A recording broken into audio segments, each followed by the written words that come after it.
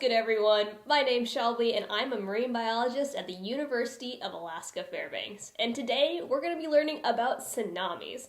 Coastal Alaska lives with the most serious tsunami risk in the entire United States. Now, historically, the majority of tsunamis in Alaska have been generated by earthquakes. In Alaska, we have more earthquakes compared to any other state in the U.S. On average, an earthquake is detected every 15 minutes.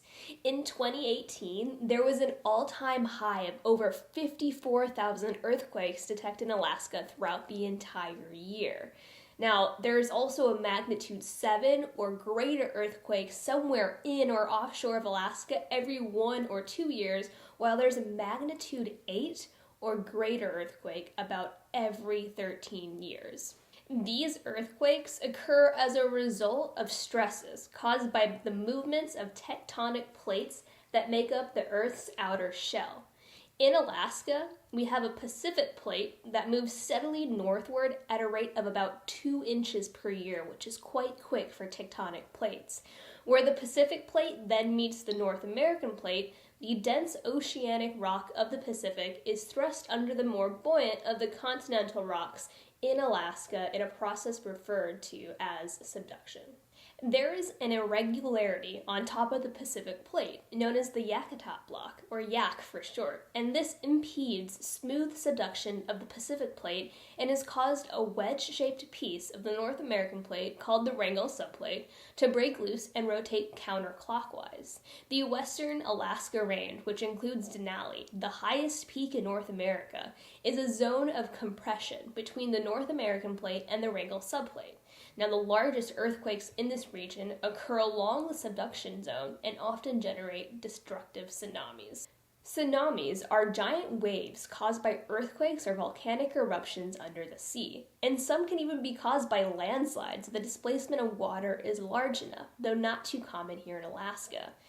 Out in the depths of the ocean, tsunami waves do not dramatically increase in height like we might think they do, but as the waves travel inland, they build up to higher and higher heights as the depth of the ocean decreases, similar to if I was standing in the deep end of a swimming pool and slowly walk my way to the shallow end.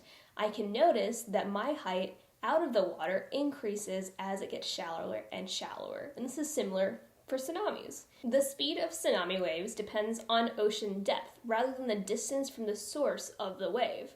Tsunami waves may travel as fast as jet planes over deep water and only slowing down when reaching shallow waters.